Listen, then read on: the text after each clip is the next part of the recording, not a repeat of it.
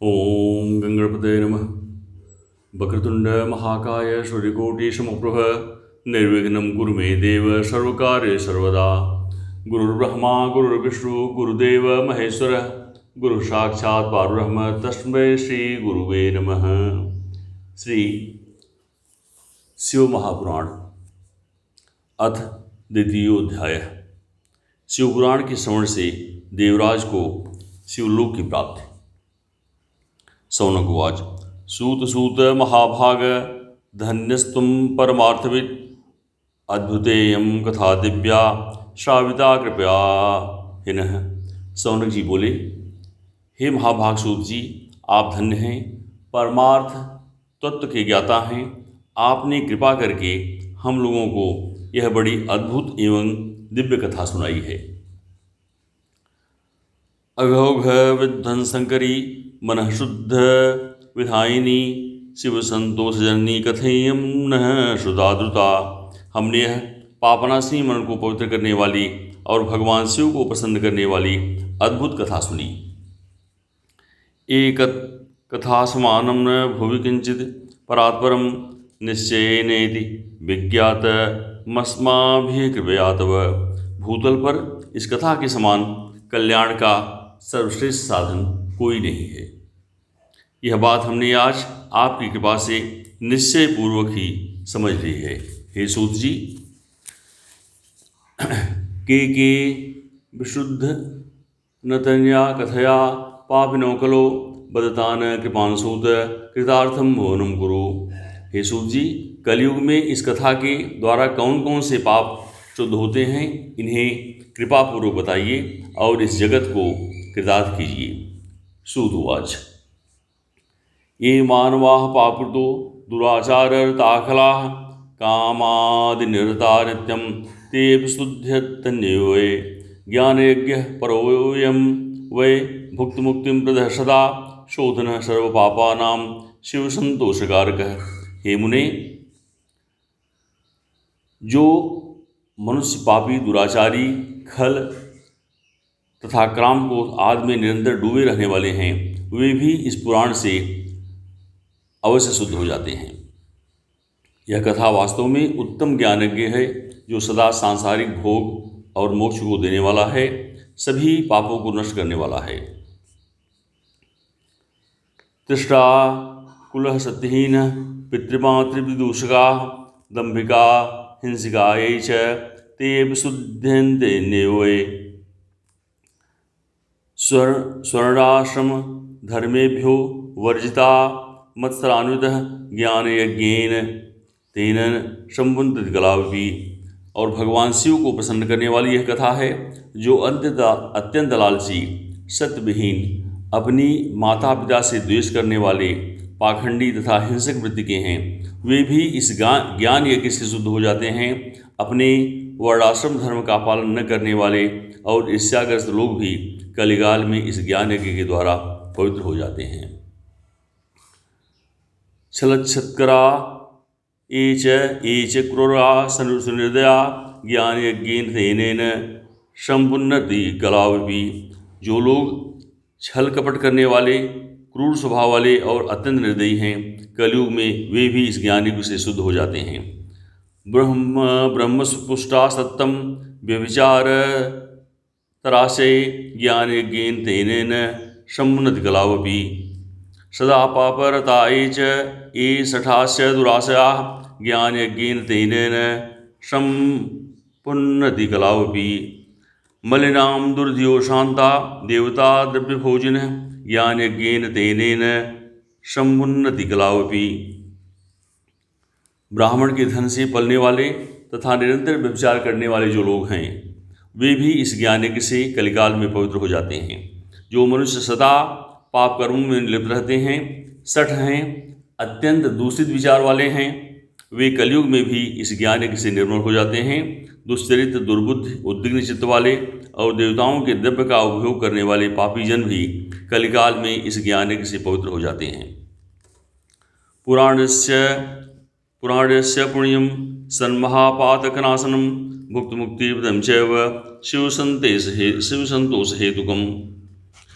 अत्रैवोदाहरन्ति ममितिहासं पुराणतम् अस्य श्रवणमात्रेण पापः निर्भवत्सलम्। इस पुराण के श्रवण से बड़े बड़े पाप नष्ट हो जाते हैं, सांसारिक भोग तथा मोक्ष प्रदान करता है और भगवान शंकर को प्रसन्न करता है। इस संबंध में मुनिगण इस प्राचीन इतिहास का उदाहरण दिया करते हैं, जिसके श्रवण मात्र से पूर्णतया पाप नष्ट हो जाते हैं।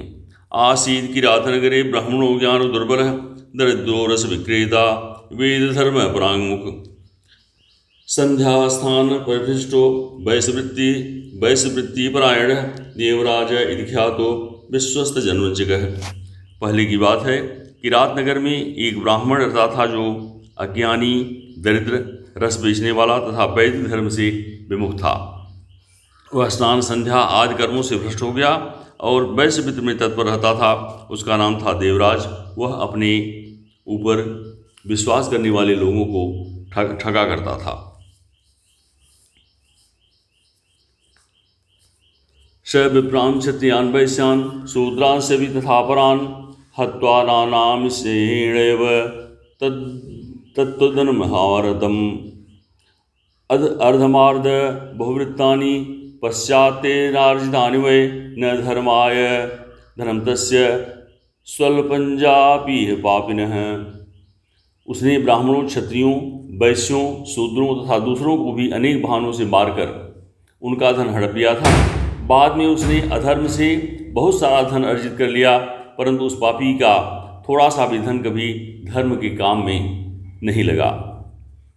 एकदैक तडागे स स्नातुं यातो महीसुरः वेश्यां सोऽभवति नाम दृष्ट्वा तत्र विह्वलः। शवशं धन्यं विप्रा ज्ञात्वा हष्टात् सुन्दरी वार्तालापेन तच्चितं प्रीतिमत्सजायत। स्त्रियं कर्तुं सताम्नेने पतिं कर्तुं च सा तथा एव काम वशो भूत्वा बहुकालं विजयधृतुः। एक दिन वह ब्राह्मण एक तालाब पर नहाने गया। वहाँ शोभावती नाम की एक वेश्या को देखकर वह अत्यंत मोहित हो गया। वह सुंदरी भी उस धनी ब्राह्मण को अपने वशीभूत हुआ जानकर प्रसन्न हुई। आपस में वार्तालाप से उनमें प्रीति उत्पन्न हो गई। उस ब्राह्मण ने उस वेश्या को पत्नी बनाया तथा उस वेश्या ने उसे पति बनाकर स्वीकार कर लिया। इस प्रकार कामवश होकर वे दोनों बहुत समय तक विहार करते रहे। आसने शयने पाने भोजने क्रीडने तथा दंपतीव सदादौ तो बवृत्ता ते महा परस्परम मात्रा पित्रा तथा पल्या विरतोपि पुनः पुनः नामन्यत वचस्तेषां पापवृत्ति परायणः। बैठने, सोने, खाने पीने तथा क्रीड़ा में वे दोनों निरंतर पति पत्नी की तरह व्यवहार करने लगे। अपने माता पिता तथा पत्नी के बार बार रोकने पर भी पाप कृत्य में संलग्न वह ब्राह्मण उनकी बात नहीं मानता था। एक देशावसादरात्रो मातरं पितरं वधूं प्रसुप्तान् न्यवधीत दुष्टो धनं तेषां तथा हरत। आत्मनीनं धनं यच्च पितृदीनां तथा धनं वेश्यायै दत्तवान् सर्वकामी तद्गतमानसः। शोभक्षभक्षकः पापी मदिरापानलालसः एकपात्रे सदा भौक्षीत् स वेश्यो ब्राह्मणाधमः। कदाचिद्दैव योगेन प्रतिष्ठानमुपागतः शिवालयं दद सारसवशो तत्तथादु जनावृतम्। एक दिन रात्रि में उस दुष्ट ने ईर्ष्यावश अपने सोए हुए माता पिता और पत्नी को मार डाला और उनका सारा धन हर लिया। वेश्या में आसक्त चित्त वाले उस कामी ने अपना और पिता आदि का सारा धन उस वेश्या को दे दिया। वह पापी अभक्ष भक्षण तथा मद्यपान करने लगा और नीच ब्राह्मण उस वेश्या के साथ एक ही पात्र में सदा झूठा भोजन करने लगा।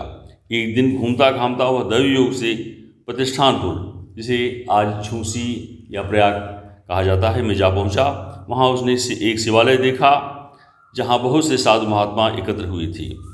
स्थिता तत्र च विप्राशो ज्वरेणादि पीड़ितः शुश्रुवास सत्यम शैवी कथां विप्रमुखोद्गताम। देवराज उस शिवालय में ठहर गया। वहाँ उस ब्राह्मण को ज्वर आ गया। उस ज्वर से उसको बहुत पीड़ा होने लगी। वहाँ एक ब्राह्मण देवता शिवपुराण की कथा सुना रहे थे। ज्वर में पड़ा हुआ देवराज ब्राह्मण के मुखारविंद से निकली हुई उस शिवकथा को निरंतर सुनता रहा। देवराजस्य माशान्ते ज्वरेणा पीडितो मृतः बद्धोऽयं खटे पाशैर्नीतोऽयं पुरं बलात्। एक मास के बाद वह ज्वर से अत्यंत पीड़ित होकर चल बसा। यमराज के दूत आए और उसे पांसों से बांधकर बलपूर्वक यमपुरी में ले गए। तावच्छिवगड़ा शुभ्रा श्रीशूलासित पाणयः भस्मभासित सर्वांगम रुद्राक्षाचिंतक विग्रहा। इतने में ही शिवलोक से भगवान शिव के पार्षदगण आ गए और उनके गौर अंग कपूर के समान उज्जवल थे। हाथ में त्रिशूल शोभित हो रहे थे। शिवलोकात् समागत्य क्रुद्धा यमपुरीयैव ताड़यित्वा तो तद्दूतान् ससृज्य पुनः पुनः देवराजं समामोच विमाने परमादुते उपवेश्य यदा दूता कैलासं गन्तुमुत्सुकाः। शिवदूतों के संपूर्ण अंग भस्म से उद्भसित थे और रुद्राक्ष की मालाएं उनके शरीर की शोभा बढ़ा रही थी। वे सब के सब क्रोध करते हुए यमपुरी में गए और यमराज के दूतों को मार पीट कर बारंबार धमकाकर उन्होंने देवराज की उनको चंगुल से छुड़ा लिया और अत्यंत अद्भुत विमान पर बिठाकर जब वे शिवदूत कैलाश पर जाने को उद्यत हुए, उस समय यमपुरी में बड़ा भारी कोलाहल मच गया। तदा यमपुरी मध्ये महाकोलाहलो भवत् धर्मराजम तुम श्रुत्वा स्वालयाद बहिरागमत। कोलाहल को सुनकर धर्मराज अपने भवन से बाहर आ गए। साक्षात दूसरे रुद्रों के समान प्रतीत होने वाले उन चारों दूतों को देखकर धर्मराज ने उनका विधिपूर्वक पूजन किया। दृष्ट्वा चतुरो दूतान् साक्षात् रुद्रान् वापरान् पूजयामास धर्मज्ञो धर्मराजो यथावधि। ज्ञाने चक्षुषा सर्वं वृत्तान्तं ज्ञातवान् यमः न भयात् पृष्टवान् किंचित शंभोर्भूतान् महात्मनः। यम ने ज्ञान दृष्टि से देखकर सारा वृत्तांत जान लिया। उन्होंने भय के कारण भगवान शिव के उन महात्मा दूतों से कोई बात नहीं पूछी। पूजिता प्रार्थितास्तैव कैलासम गमस्तदा ददुः शिवाय शाम्बाय तम दयावारिशे। यमराज से पूजित तथा प्रार्थित होकर वे शिवदूत कैलाश को चले गए। उन्होंने उस ब्राह्मण को दयासागर सांब शिव को दे दिया। धन्या शिवपुराणस्य कथा परम पावनी यस्या श्रवणमात्रेण पापीयान् मुक्तिभाग्। सदाशिवस्थानं परम धामं परम पदं यदा हुर्वेद विद्वांसं सर्वलोकपरिस्थितं। ब्राह्मणा क्षत्रिया वैश्या शूद्रा अन्येऽपि प्राणिनः हिंसिता धन लोभेन बहवोऽयेन पापिना। मातृपितृवधूहन्ता वेश्यागामी च मद्यपः देवराजो द्विजस्तत्र गत्तो मुक्तो भवत्क्षणात्। शिवपुराण की यह परम पवित्र कथा धन्य है, जिसके सुनने से पापी जन भी मुक्त के योग्य बन जाते हैं। भगवान सदाशिव के परम धाम को वेदज्ञ स्वयं लोकों में सर्वश्रेष्ठ बताते हैं। ब्राह्मण, क्षत्रिय, वैश्य, शूद्र तथा अन्य प्राणी, यहाँ तक कि जिस पापी ने धन के लोभ से अनेक लोगों की हत्या की तथा अपने माता पिता और पत्नी को भी मार डाला, वह वेश्यागामी शराबी ब्राह्मण देवराज भी इस कथा के प्रभाव से भगवान शिव के परमधाम कर तत्क्षण मुक्त हो गया। चंद्रशेखर चंद्रशेखर चंद्रशेखर पाहि माम, चंद्रशेखर चंद्रशेखर चंद्रशेखर रक्षमामि इति श्रीस्कांदे महापुराणे शिवपुराण महात्म्ये देवराज मुक्तिवर्णनम नाम द्वितीयोऽध्यायः। हर हर महादेव।